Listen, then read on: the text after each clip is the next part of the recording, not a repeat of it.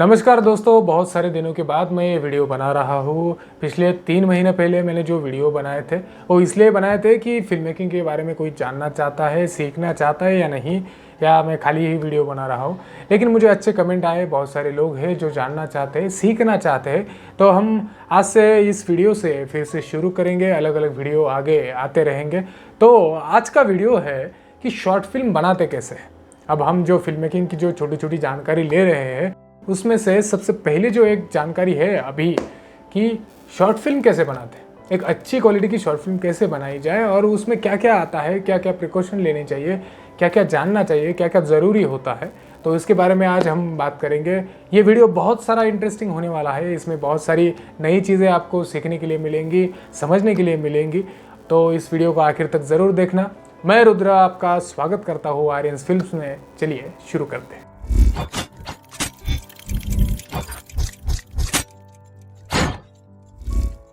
तो दोस्तों, अगर शॉर्ट फिल्म हमें बनानी है तो सबसे ज़रूरी है शॉर्ट फिल्म या कुछ भी बनाने के लिए स्टोरी।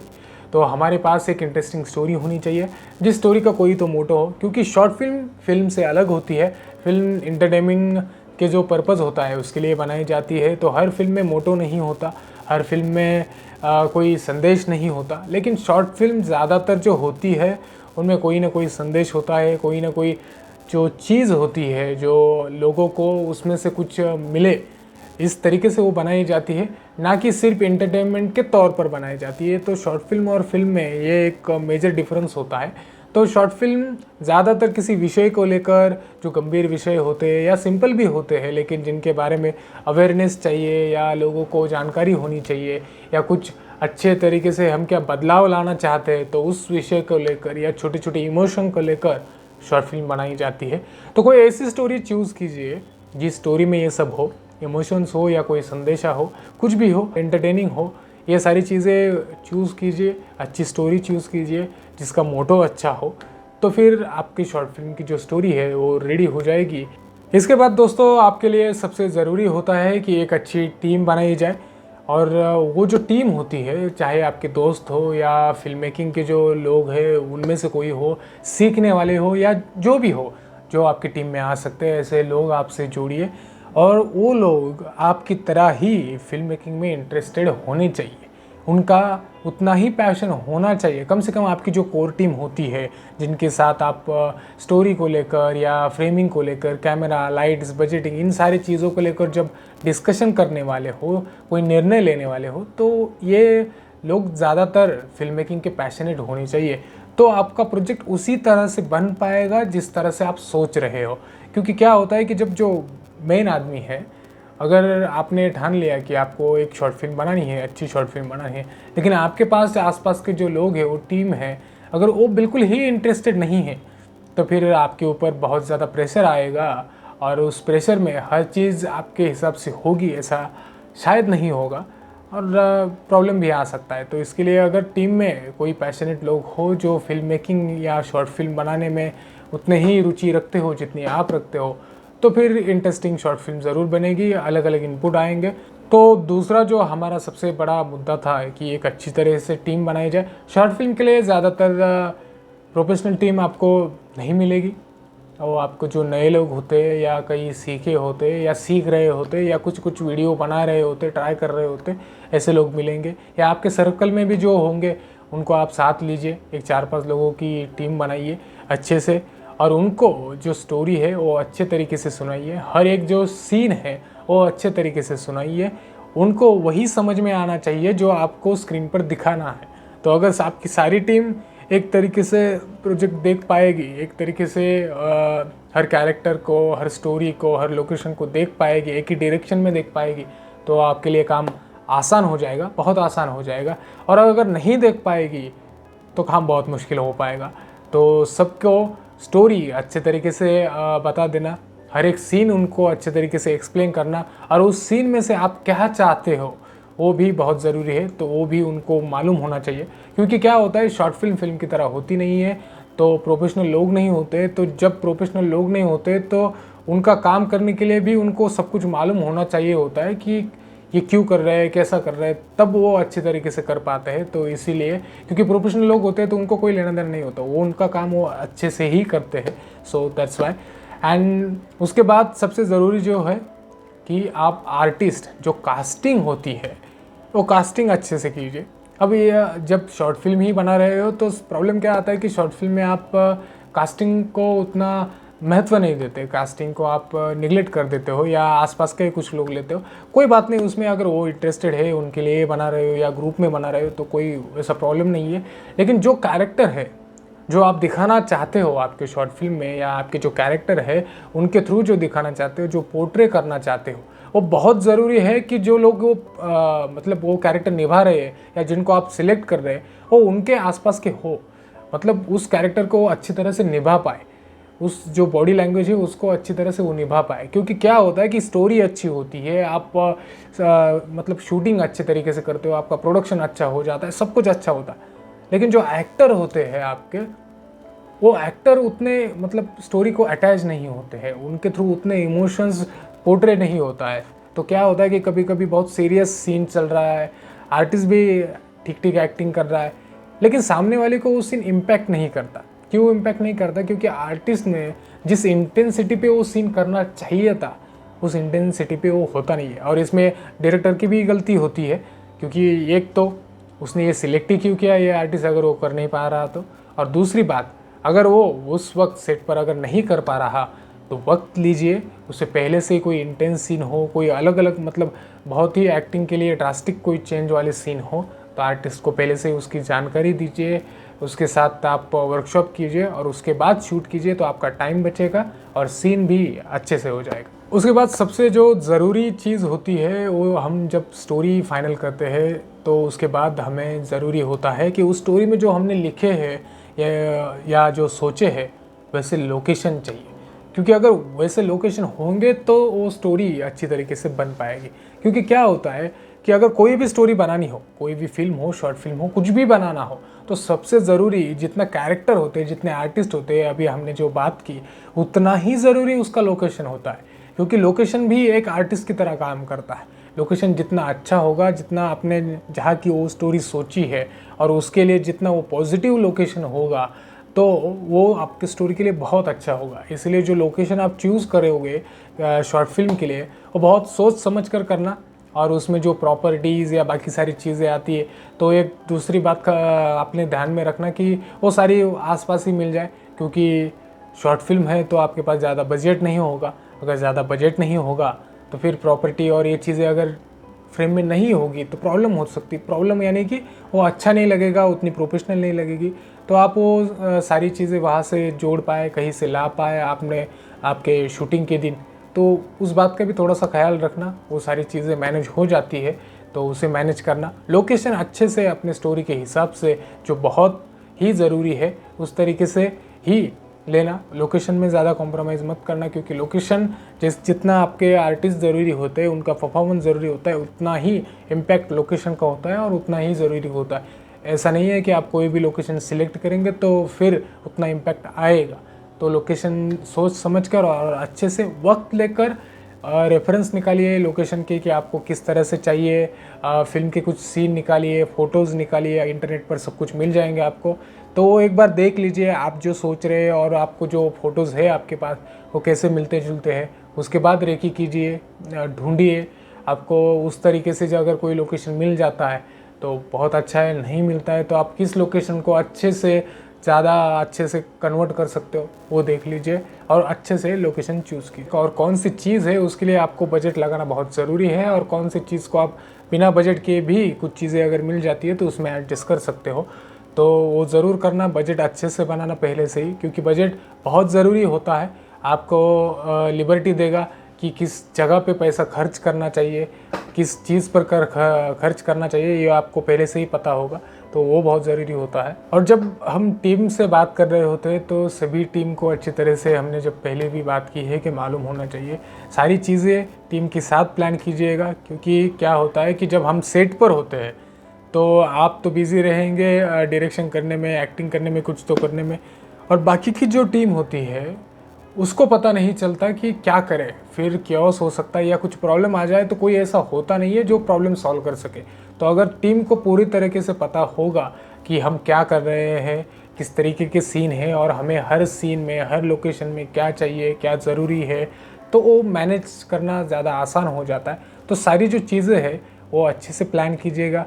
प्लान एवरीथिंग कि जो आपको लगता है कि ये बहुत ज़रूरी है वो सारा आपको टीम को पता होना चाहिए और सारा आपको प्लान करना है। और सबसे ज़रूरी जो होता है वो है विज़न। जो आपकी स्टोरी है, जो आपके डायरेक्टर है, उनका विज़न बहुत अच्छा होना चाहिए, क्योंकि उस स्टोरी को लाइव करने के लिए, उस स्टोरी को ज़िंदा करने के लिए और लोग उसे एंजॉय करें या उसमें से कुछ बोध ले, संदेशा ले, कुछ भी जो आपका मोटो है उस स्टोरी का दिखाने का, अगर उसे एंजॉय कर रहे लोग, तो आपका विज़न बहुत क्लियर होना चाहिए कि वो सीन उसी लेवल का होना चाहिए, तभी ही लोग एंजॉय कर पाएंगे। क्योंकि क्या होता है कि जब स्टोरी लिखी जाती है, पढ़ी जाती है, तो बहुत सारी चीज़ें होती है जो बाकी टीम को नहीं दिखती।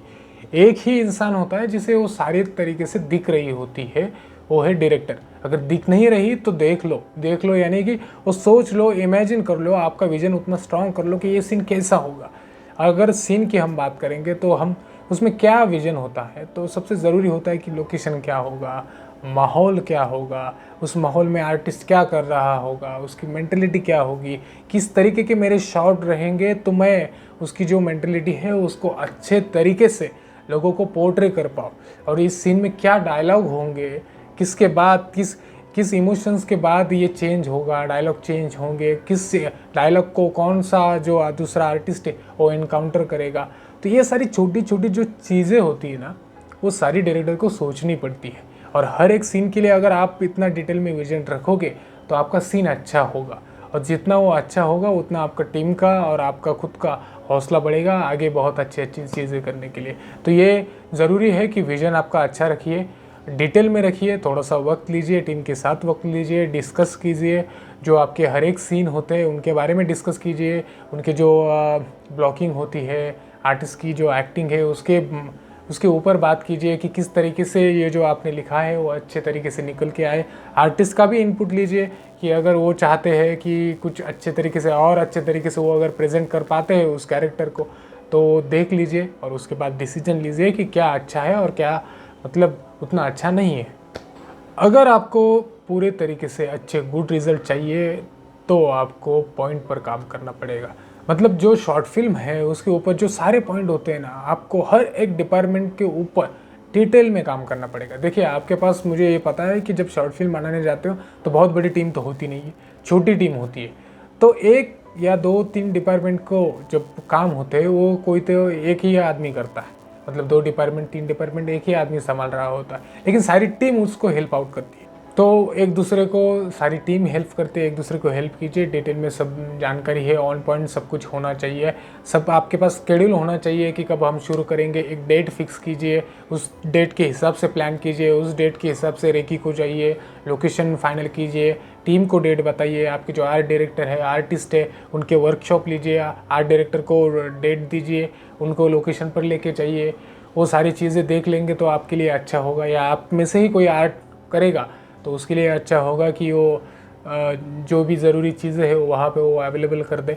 तो ऐसी पूरी जो फिल्म है उसका प्लान कीजिए, डेट वाइज प्लान कीजिए, तो फिर आपको जो आपका जो काम है वो धीरे धीरे धीरे सब कम हो जाएगा, प्रेशर कम रहेगा, सारी टीम और काम सॉर्टेड रहेगा, केओस नहीं होगा। इसके बाद सबसे ज़रूरी है कि फ्लोर पे जाइए, और जिस दिन शूटिंग होगा उसके पहले दिन से भी रिलैक्स रहिए, फ्लोर पे जाइए और आपने जैसा सोचा था वक्त लीजिए, वक्त लेकर वैसा ही शूट कीजिए, ज़्यादा रश मत कीजिए। अगर लोकेशन का आपके पास टाइम कम है, ज़्यादा है, तो वो सॉर्ट आउट पहले से ही करके रखिए, क्योंकि जब आप शूटिंग को जाएंगे तो फिर प्रॉब्लम क्या होती है कि बहुत ज़्यादा केओस हो जाता है, क्योंकि प्रेशर होता है। किसी आर्टिस्ट का एक लाइन में, एक टेक में, दो टेक में मतलब सीन निकलता है, कोई आर्टिस्ट नहीं अच्छे से दे पाता। आपने जिस तरीके से लाइटिंग सोची थी, कैमरा मूवमेंट सोचा था, या जिस तरीके से सीन का इम्पैक्ट सोचा था उस तरीके से पहली बार में नहीं आता। तो धीरे धीरे आपको क्या होता है कि सेट पर जाकर कुछ नई चीज़ें पता चलती है कि अरे यार ये ऐसा वर्कआउट नहीं हो रहा, अरे यार ये सीन इस तरीके से ट्रीटमेंट देंगे तो अच्छा नहीं लगेगा। तो ऐसी बहुत सारी चीज़ें होती है जो सेट पर आपके ध्यान में आती है। तो उसके बाद जो है थोड़े से चेंजेस कीजिए। कुछ अगर आर्टिस्ट इम्प्रोवाइज़ करना चाहते हैं और आपको लगता है कि उनका इम्प्रोवाइजेशन बहुत अच्छा होने वाला है आपकी स्टोरी के लिए या फिल्म के लिए, तो फिर उनको इम्प्रोवाइज़ करने दीजिए। आप भी कुछ अगर कैमरा मूवमेंट पहले से दिमाग में रख के गए हो, तो अगर वो नहीं हो रही है तो इम्प्रोवाइज़ कीजिए, कोई प्रॉब्लम नहीं है। क्योंकि क्या है ना कि रिजिड रहना बहुत मतलब अच्छा नहीं होता है। हर चीज़ में रिजिड नहीं रहना चाहिए, क्योंकि फिल्म मेकिंग ऐसा है, ये क्रिएटिविटी का जॉब है और आखिरी दिन तक आपको कुछ न कुछ नया आपके दिमाग में आता रहेगा। और जो आपको अच्छा लगता है वो अच्छा जो भी लगता है वो सब कुछ कर लीजिए। क्योंकि क्या होता है कि जब आपका शूटिंग ख़त्म हो जाएगा उसके बाद आप एडिट टेबल पर आ जाओगे और तब आपको लगेगा यार ये शूट करना चाहिए था, वो शूट करना चाहिए था। तो ऐसा मत कीजिए, पहले से ही चीज़ें प्लान रखिए और जितना ज़रूरी है उतना सब कुछ शूट कर लीजिए। अगर कुछ चीज़ें इधर उधर हो जाती है तो वो हिसाब से भी आप कुछ नया अगर करना चाहते हैं तो वो भी शूट कर लीजिए, कोई प्रॉब्लम नहीं है। हर चीज़ अगर कागज़ पे लिखी होनी चाहिए ऐसा नहीं है। कुछ स्पॉन्टेनियसली आपके दिमाग में आता है और आपको लगता है कि ये फिल्म के लिए अच्छा रहेगा तो वो लिबर्टी ले लीजिए और शूट कर लीजिए। सबसे ज़रूरी है कि टाइम लीजिए। जो सेट पर जब काम हो रहा है तो प्रोसेस के लिए टाइम लीजिए, हर एक सीन के लिए, एक्टर के इमोशंस के लिए अच्छे तरीके से समझिए कि ये उसी तरीके से जा रहा है क्या, उसकी इंटेंसिटी उसी तरीके से जा रही है क्या, सब कुछ समझ लीजिए। उसके बाद आगे बढ़िए, धीरे धीरे आगे बढ़िए। टीम को भी प्रेशर मत दीजिए और आप भी प्रेशर मत लीजिए। और सबसे ज़रूरी होता है कि जो टीम होती है उसको संभालने वाला जो उसका लीडर होता है वो ज़रूरी होता है। तो आपको लगता है कि कुछ चीज़ें अच्छी नहीं हो रही है, फिर भी आपको वहाँ पैनिक नहीं होना है, चिल्लाना नहीं है, गालियाँ नहीं देनी है किसी को। अच्छे तरीके से साइलेंटली सब कुछ समझा कर धीरे धीरे काम कीजिए। क्योंकि क्या होगा, अगर आप किसी को बोल देंगे या कुछ अच्छा काम नहीं हो रहा है तो उसको चिल्ला देंगे तो प्रॉब्लम ये होता है कि फिर उसका काम और भी ख़राब होने लगता है और आपका टाइम जाता है, वक्त जाता है, पैसा जाता है, सबका एनर्जी वेस्ट होती है। तो वो मत कीजिए, सबको संभाल कर धीरे धीरे धीरे धीरे शूटिंग कीजिए। उसके बाद सबसे जो ज़रूरी होता है कि एडिटिंग। तो एडिटिंग जो होता है, जब आप एडिट टेबल पर आओगे या स्टूडियो में जाओगे एडिटर के पास, तो अच्छा एडिटर लीजिए जिसको एडिट करना आता है, फिल्म एडिट करना आता है, जिसको इमोशन समझ में आते हैं। देखिए, एडिट का काम सिर्फ कट के पीछे कट लगाना नहीं है। एडिटर का काम सबसे ज़रूरी होता है कि उस सीन की जो इंटेंसिटी है, इमोशंस है और जो शॉट है, जो कटिंग है, तो वो उस तरीके से हो जाए कि जो ऑडियंस देख रहा हो उससे बाहर ना निकले, वो उसमें घुसा रहे। तो उस हिसाब से स्टोरी की इमोशंस के हिसाब से एडिटिंग होनी चाहिए। तो एडिटर अच्छा लीजिए, वो एडिटिंग कीजिए। एडिटिंग के बाद आपको जो बीजीएम होता है, फॉली होता है, ये सारी चीज़ें जितनी ज़रूरी है। फॉली कभी कभी नहीं होता है ज़रूरी कि आपको साउंड मिल जाता है, या आप जो डायरेक्टली इंटरनेट पर जो साउंड मिल जाते हैं फॉली के, तो वो भी यूज़ कर सकते हो, उसे यूज़ कीजिए। क्योंकि आपके पास जितना बजट है उसमें आपको काम करना है, तो उस सबसे ज़रूरी है। फॉली का, एडिट का ये जो काम हो रहा हो तो आप बीजीएम पर ध्यान दीजिए। बीजीएम पर अगर आपके पास है कोई बीजीएम बनाने वाला तो उससे अच्छा बीजीएम मतलब जो बैकग्राउंड म्यूज़िक होता है वो बनवा लीजिएगा। उसके साथ बैठकर आपके जो इमोशंस है, हर एक सीन है, उसके ऊपर बात करके एक दूसरे को अच्छे तरीके से पता होना चाहिए कि विजन क्या है, तो अच्छे तरीके से बीजीएम बना पाएगा। इंटरनेट पर भी छोटे बड़े अच्छे बैकग्राउंड ट्रैक मिल जाते हैं, लेकिन अगर आप बना ही रहे हो तो आपको भी पता चलना चाहिए। अगर पैसा या कोई बाकी की प्रॉब्लम हो तो इंटरनेट पर फ्री के बहुत सारे ऑडियो मिलते हैं, तो आप उसमें से भी चूज़ कर सकते हो।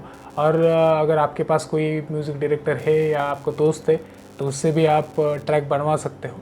अब सबसे ज़रूरी चीज़, जब आपका एडिट हो जाए, बीजीएम हो जाए और एक रफ कट यानी कि एक पूरी फिल्म एक तैयार होने लगे, पूरी फिल्म आप जब आपके पास एडिट का जो वर्जन है वो है, तो उसके बाद आपकी टीम को ज़रूर दिखाइएगा।